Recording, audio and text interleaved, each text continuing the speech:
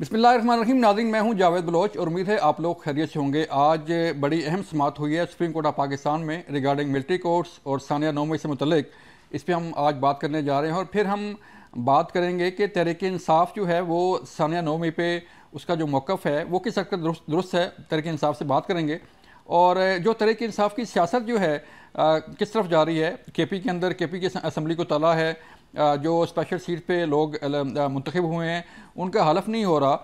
और फिर जो एक फॉरवर्ड ब्लॉक बनने जा रहा है, शेर मरवत साहब जो है वो पेशन गोई कर रहे हैं, उनके रब्ते हैं कि एक बड़ा फॉरवर्ड ब्लॉक जो है जिसमें 40 MP हैं तहरीक इंसाफ के, वो उनसे अलग हो रहे हैं। इसमें कितनी हकीकत है? और जो मुख्तलिफ बयानात आते हैं तहरीक इंसाफ की, शेर मरवत कुछ बयान देते हैं, असद कैसर की तरफ से कुछ बयान आता है, गौर अली खान जो है वो कुछ बयान देते हैं। तो इसमें किस हद तक रियलिटी है और कौन किसका इख्तियार है कि कोई पॉलिसी बयान दे कि यह सारे फैसले जो है वो डेला जेल से हो रहे हैं। हमारे साथ मौजूद होंगे शेर अफजल खान मरवत, तहरीक इंसाफ के सीनियर रहनुमा, रुकन कौमी असम्बली। उनसे बात करेंगे और फिर हम प्रोग्राम के आखिरी हिस्से में बात करने जा रहे हैं मिलिट्री कोर्ट्स के हवाले से कि जो मिलिट्री कोर्ट्स का जो केस चल रहा है सुप्रीम कोर्ट में और जो जिनके केस लटके हुए हैं 10 माह से लोग अंदर पड़े हुए हैं, उनका फैसला अभी तक जो है ड्यू टू स्टे ऑर्डर जो है वो नहीं हो पा रहा। इसकी क्या वजूहत हैं और क्या हो सकता है कि आइंदा आने वाले दिनों में सानिया नौमी के किरदारों को सज़ा मिल सके। हम पहले बात करेंगे शेर अफजल खान मरवत के साथ। मरवत साहब, बहुत शुक्रिया सर हमें वक्त देने का। मरवत साहब, बताइएगा कि तहरीक इंसाफ जो है वो एक तरफ तो सुप्रीम कोर्ट में है और सुप्रीम कोर्ट से भी रिलीफ मांगना चाह रही है और ECP के साथ भी आपका मामला चल रहा है, तो दूसरा सर उसमें जो आपस में इख्तलाफात हैं आपके, वो क्यों नहीं हल हो पा रहे? कौन से इख्तलाफात, ज़रा आप रोशनी डाल दें ताकि मुझे भी इल्म हो जाए। सर, इख्तलाफात की मैं बात कर रहा हूँ कि कभी कहा जाता है कि आप कोई ट्वीट डिलीट कर दें, कभी आपकी तरफ से कोई बयान आता है तो गौर अली खान साहब जो है उसको काउंटर करते हैं, कभी असद कैसर साहब के साथ कोई बयान हो रहा था। तो जारी बात है आप सबकी मुलाकातें होती हैं खान साहब के साथ, तो बयानिया कौन को जिम्मेदार कौन है? किस तरफ लोग देखें कि जो बात मरवत साहब कर रहे हैं वो ठीक है, गौर साहब कर रहे हैं वो ठीक है, या आपका सोशल मीडिया जो कर रहा है वो ठीक है?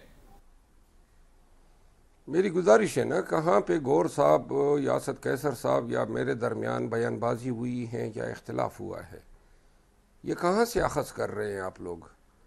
हमारे दरमियान कहाँ पे इख्तलाफात हैं? हम इकट्ठे निकल के आते हैं जेल से और इकट्ठे ही मीडिया के साथ बात करते हैं, हम एक दूसरे की बयानात में तायीद करते हैं। ये मीडिया जो है इसको ख़बर बना रहा है कि ये इख्तलाफात है। गौर साहब हमारे चेयरमैन हैं तो उनके बयानात का इख्तलाफ मैं क्यों करूँगा, और असद कैसर साहब हमारे लीडर हैं, हमारे साबिक़ा स्पीकर हैं, और कौन सी ऐसी कब किसी एक इशू पे हमारे दरमियान बयानबाजी नहीं हुई है। जो हमारे पार्टी के अंदर इश्यूज़ पे डिबेट होता है या कोर कमेटी में होता है, जो इख्तलाफ राय का हक हर जमहूरी पार्टी में होना चाहिए, तो इसको जो है अंदरूनी या पार्टी के इख्तलाफात से तशबीह देना जो है वो इंसाफ नहीं है। तो मरवत साहब, आपने एक जो है वो अभी आपकी तरफ से एक चीज़ सामने आ रही है कि शायद पंजाब में कोई फॉरवर्ड ब्लॉक बन रहा है कि 40 MPA जो है वो कहीं और जा रहे हैं। कोई इसमें कोई है सर रियलिटी या कोई खबर है आपके पास, या लोग वाकई जो है वो साथ खड़े हैं आपके? ये र्यूमर्स थी, जिस हवाले से कोर कमेटी में बात की फैसलाबाद के हमारे मेंबर कोर कमेटीज़ ने, और पार्लिमानी कमेटी में फैसलाबाद के हमारे MNA साहिबान ने बात की, हमारे अपोजिशन लीडर पंजाब असम्बली में उन्होंने बात की। ठीक है। तो जिसके बाद जो है हम अलर्ट हैं कि चूँकि पाकिस्तान मुस्लिम लीग नून जो है वो सूबे में जहाँ ये चोरी के मैंडेट से हुकूमत बना बैठी है, वहाँ ये सेनेट के इलेक्शन में की मुकम्मल कोशिश करेगी। तो इस वजह से ये बात आई थी कि जी ये कोशिशें कर रहे हैं हमारे मेंबरान को तोड़ने के लिए। अपोजिशन लीडर का बयान आया था कि 20 से ज़ायद मेंबरान असम्बली ये तोड़ चुके हैं, और इससे पहले जो ही असम्बलियाँ बनी तो आपने देखा कि इन्होंने पाकिस्तान तहरीक इंसाफ से वाबस्ता MNAs और MPs को अपनी पार्टी में शामिल कराया। तो ये वही पार्टी है जो वोट को इज्जतों का नारा लगाया करती थी। ठीक है। तो आपके जो जारी बात है, गवर्नमेंट तो कोशिश करेगी कि कोई फॉरवर्ड ब्लॉक बन जाए या KP के अंदर कोई फॉरवर्ड ब्लॉक बन जाए या कौमी असम्बली के अंदर बन जाए। तो آپ کے رابطے ہیں اپنے ایم پی ایز کے ساتھ، اپنے ایم این ایز کے ساتھ، وہ آپ کے ساتھ کھڑے ہیں، یا کوئی جیسے کوئی اختلافات کی خبریں، جیسے آپ نے پہلے کہا کہ چھوٹے موٹے اختلافات ہوتا رہتا ہے، اختلافی رائے آتی ہے، تو آپ کے لوگ جو ہے وہ ساتھ کھڑے ہیں، آپ کے ساتھ دیں گے؟ جی، پنجاب سے دوست بتا رہے ہیں کہ تمام ایم پی ایس جو ہیں وہ پوری استقامت، حوصلے اور یکجہتی کے ساتھ پاکستان تحریک انصاف کے ساتھ کھڑے ہیں۔ ہم امید کرتے ہیں کہ ہم کم از کم 2 نشستیں سینٹ کی الیکشن میں پنجاب میں حاصل کر لیں گے۔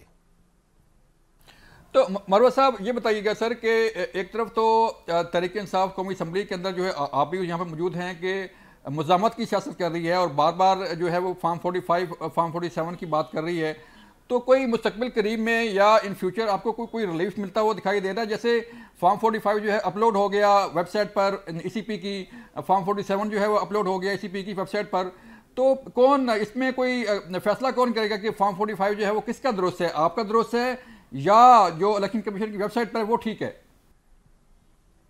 فارم 45 بنیادی دستاویز ہیں، موقع پر الیکشن کے وقت پولنگ بوتھ میں دیا جاتا ہے۔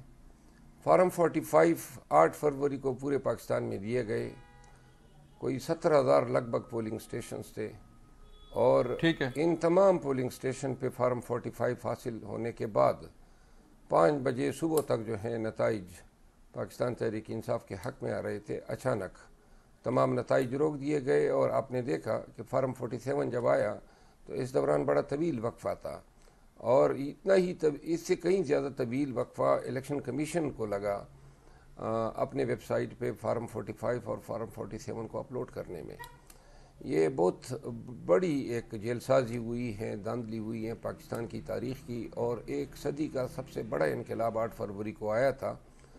انہوں نے عوام سے نہ کہ صرف ان کا مینڈیٹ چوری کیا ہے، بلکہ پاکستان کے عوام پہ مسلط کیے ہیں ایک ٹولہ جو ماضی میں اپنی کارستانیوں کی وجہ سے، اپنے کارروائیوں اور لوٹ مار کی وجہ سے عوام ہمیشہ سے ان کو رد کرتے آئے، اور 8 فروری پہ ان کی سیاسی تابوت میں آخری کیل ٹونکی۔ تو سر جیسے ایک بات کی جا رہی ہے، پرائم منسٹر نے بھی جو ہے وہ میثاق مفاہمت کی بات کی، یا جیسے اب آئی ایم ایف کے تو آپ لیٹر لکھ چکے ہیں کہ آئی ایم ایف کو جو ہے وہ نہیں آنا چاہیے پاکستان میں کو قرضہ نہیں دینا چاہیے، تو کہیں کوئی بات ہو سکتی ہے کہ آپ کو بھی مینڈیٹ دی ہے پبلک نے، انہیں بھی مینڈیٹ دی ہے پبلک نے، تو کوئی عوام کی بھلائی کے لیے یا عوام کے مسائل حل کرنے کے لیے کوئی مل بیٹھ کے بات ہو سکے؟ عوام نے ان کو مینڈیٹ نہیں دیا ہے، یہی تو سارا رونا ہے، اور عوام ان کو مینڈیٹ دیتے تو یوں پورے پاکستان میں وہ تمام آزاد امیدوار اور اخلاقی بنیادوں پہ مضبوط پارٹیاں جیسی جماعت اسلامی، یا مضبوط سیاستدان جیسے اچکزئی صاحب، یا جس طرح جو ہے دیگر ان کے former prime minister Khaqan Abbasi صاحب، یا کوکر صاحب، مصطفیٰ نواز کوکر صاحب، آپ نے سنی ان کی گفت و شنید، سب لوگ ایک ہی زبان بول رہے ہیں، اور تمام فارم 45 چاہے ہمارے امیدواروں کے ہو یا چاہے دیگر پارٹیز یا آزاد امیدواروں کے، وہ ایک ہی کہانی بتا رہے ہیں۔ صرف الیکشن کمیشن کی ویب سائٹ پہ اور ریٹرننگ آفیسر کی دفاتر میں جیلی فارم 45 کی بنیاد پہ جیلی فارم 47 مرتب کیے گئے ہیں۔ ان حالات میں اگر مفاہمت کی کوئی بات کرنی تھی تو وہ حق تھا حسب اقتدار کا، اقتدار عوام نے سونپا پی ٹی آئی کو، یہ مفاہمت کی بات ہمیں کرنی تھی، حکومت ہم نے بنانی تھی، حکومت بھی بنا لی، اور اب جو ہیں کہتے ہیں آئیں جی جو چیز میں نے چوری کی ہے اس پہ مفاہمت کر لیں، تو یہ ممکن نہیں ہے۔ صحیح ہے۔ تو مروہ صاحب آپ نے ایک اور بڑی بات کی ہے کہ کچھ سیفر کیس میں بڑی کوئی پیش رفت سامنے آ رہی ہے، آپ کے خیال میں کوئی ریلیف ملنے جا رہا ہے بڑا، یا کوئی جو عدالتی کارروائی ہے اس کو مد نظر رکھتے ہوئے آپ یہ کہہ رہے ہیں کہ کوئی بڑی پیش رفت ہو سکتی ہے سیفر کیس میں؟